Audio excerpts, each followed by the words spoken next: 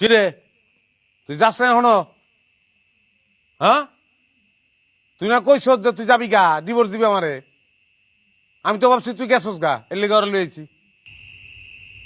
এ মাইয়াকে আমার বউ, হবু বউ। তুই গেলে ঘরে বিয়া করবো, এক সেকেন্ডের লেগে আমি বাড়ি খালি রাখতে পারবো না। এর লেগে একজন থাকতে আরেকজন লইছি। আমি সংসার অনেক ভালোবাসি।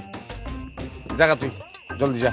আচ্ছা শোনো, এই হচ্ছে সেই জিনিস, ঝগড়ায় পিএইচডি, যে কারণে তার লগে আমি সংসার করতে পারতাছি না। তুমি 2টা দিন থাকলে বুঝতে পারবা। হ্যাঁ, 2টা দিন তুমি তার খুব ভালো করে খেয়াল করবা। সে যা যা করে ওইটা আমার লগে তুমি করবা না। যদি করো তাহলে তোমারও ডিভোর্স দিতে হবে। সারা জীবন কি খালি আমি ডিভোর্স দিতে থাকবো? আমি বাড়িতে ওরা বাইরে হইতে পারলাম না, তুমি আরেক মাইয়া লই আইছো। তো তুই কি মনে করছো তুই বাড়ি থেকে বাইরে এলে আমি গলায় ধরে দিব? আমি ওই মালই না। আচ্ছা শোনো, তুই আসস ভালো হয়েছে, আমার একটু উপকার হইব। তুমি এই 2টা দিন তারা ভালো করে খেয়াল করবো, আমি খেয়াল করতে পারবো। ভাই 2টা দিন পরে কিন্তু চলে যাচ্ছি। কামটা তুমি করতে পারলা? তুমি খালি আমার উপরে উপরে ঝগড়াটাই দেখছো। আমি যে ভিতরে তোমার এত ভালোবাসি এটা তোমার চোখে পড়ে নাই। আমি আর ঝগড়া করুম না, আমি আর ঝগড়া করুম না। তোমার যা মন চায় তুমি আমার লাগে কইরো, দরকার পড়লে তুমি আমাকে হাত তুইলে আমি কিছু কমু না।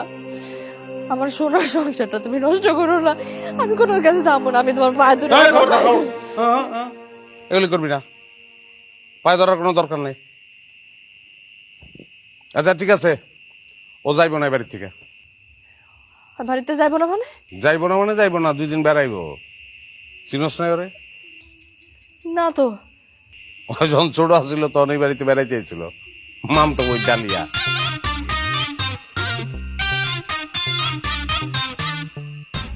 এটা এটা তুমি আগে কইবা না, আমি তো ভয় পেয়ে গেছিলাম।